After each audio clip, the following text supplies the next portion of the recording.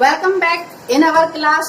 बच्चों, आज हम वर्ड फॉर्मेशन सीखेंगे। वर्ड फॉर्मेशन यानी शब्द रचना, वो भी किसकी?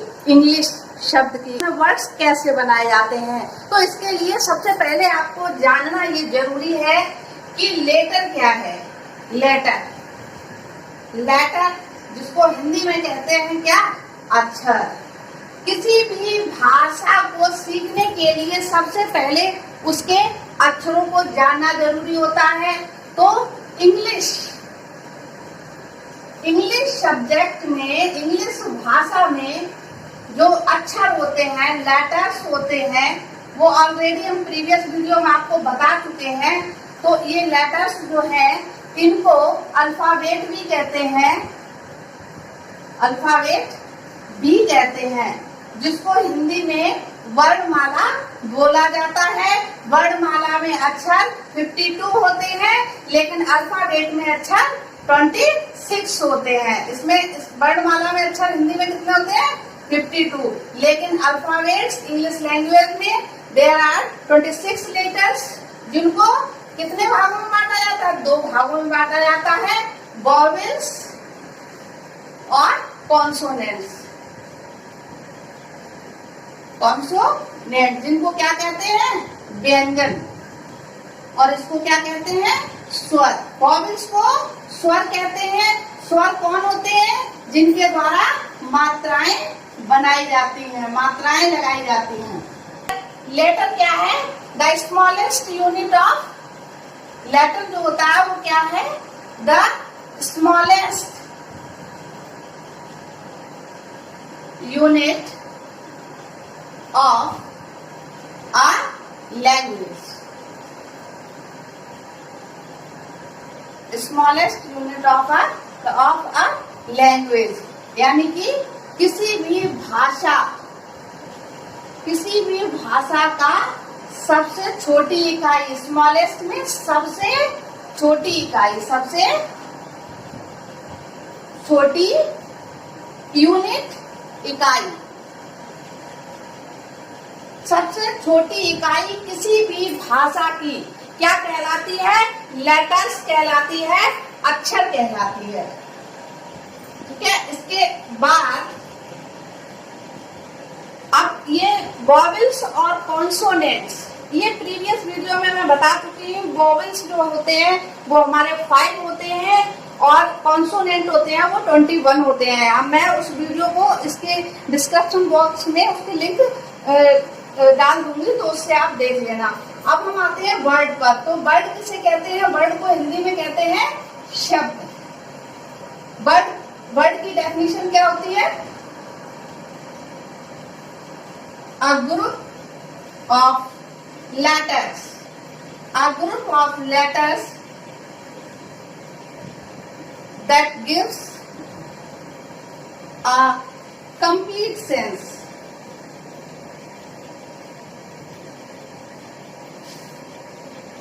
that gives a complete sense. A group means समूह। समूह किसे कहते हैं? जो एक से ज्यादा हो, 2 हो, 3 हो, 4 हो। और किसका समूह? अक्षरों का,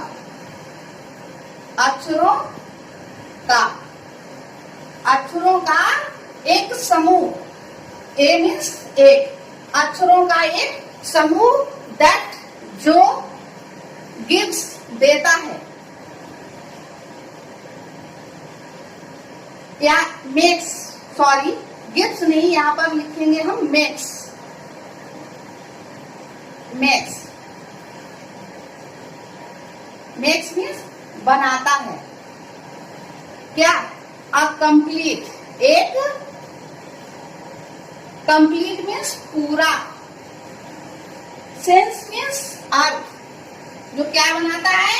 एक पूरा अर्थ बनाता है। दैट इज कॉल्ड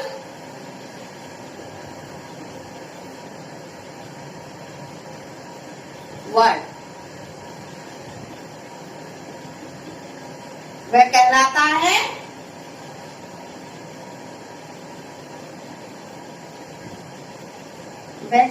है क्या? शब्द। तो हम सीखेंगे क्या? शब्द। और वो भी किसके शब्द सीखेंगे? अंग्रेजी के शब्द, इंग्लिश के शब्द बनाना सीखेंगे।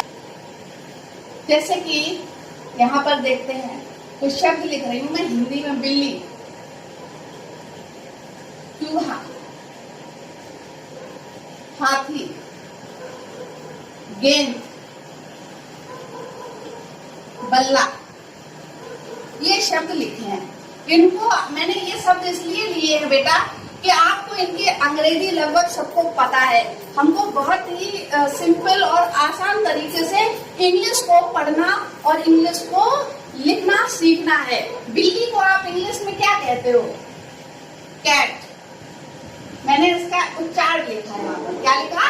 उच्चारण। आप बिल्ली को कैट कहते हो। इसी तरह से चूहा को क्या कहते हो? रैट। हाथी को क्या कहते हो? एलिफेंट। गेंद को क्या कहते हो? बॉल। बल्ला को क्या कहते हो? बैट। राई का प्लस आई प्लस ट। ठीक है, तो इसका से बन गया सी।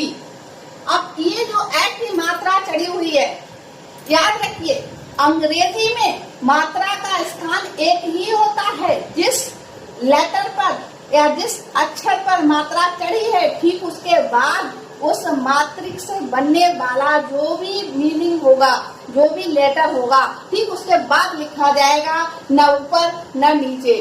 तो इसी चीज को हमको सीखना है। ये जो ए की मात्रा है उसकी इंग्लिश ए होती है और हमको कहाँ पे लिखनी है?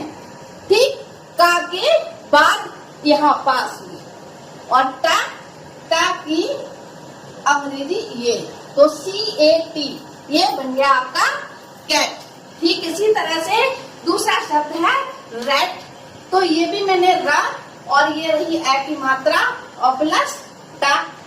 तो रा से आर और ए की मात्रा ए, टी से टा से टी। तो आप ए से इंग्लिश बनती है ई और ला से एल और फिर उसके बाद बड़ी ई, तो इससे भी ई। और फा से मैं आपको पहले ही बता चुकी थी कि फा से एफ भी बनता है और पीएच भी बनता है। तो यहाँ पर बनेगा पीएच। और ये की मात्रा है तो ए, और आधा ना है तो एन, और टा है तो टी। इंग्लिश में आधा हो या पूरा हो उसका लेटर सेम रहता है, एक सा ही रहता है। तो ये हो गई एलिफेंट की स्पेलिंग। वॉवेल्स, वॉवेल्स जिनको हिंदी में कहते हैं स्वर, जिनसे बनती हैं हमारी मात्राएं। मात्राएं चाहे इंग्लिश लैंग्वेज हो चाहे हिंदी लैंग्वेज है, मात्राओं का रोल सब में होता है, बस स्थान चेंज होता है। हिंदी में मात्राएं वर्ड के ऊपर भी लगती हैं, वर्ड के नीचे भी लगती हैं, वर्ड के साथ भी लगती हैं, बट इंग्लिश में मात्राएं जो है वो वर्ड के आगे लगती हैं। तो यही हम सीखेंगे। तो हमारे जो वॉवेल हैं इंग्लिश लैंग्वेज में ए ई आई ओ you, A E I O you, ये 5 वॉवेल हैं। वो हमारे 21 कॉन्सोनेंट जो हैं, 21 कॉन्सोनेंट, कॉन्सोनेंट्स जिन्हें व्यंजन कहते हैं, इनके साथ मिलकर व्यंजन यानी ए ई आई ओ को छोड़कर बाकी बी से लेकर जेड तक, इनको 5 लेटर्स को छोड़कर ये सभी कॉन्सोनेंट होते हैं। और इनके साथ मिलकर किस तरह से शब्द निर्माण होता है अब हम आगे सीखते हैं। ए के कितने उच्चारण होते हैं, कितनी साउंड निकलती हैं, उनको ध्यान से देखिए। उसी आधार पर हमने कुछ यहाँ पर वर्ड लिखे हैं, उनको आप नोट करिए और याद करिए।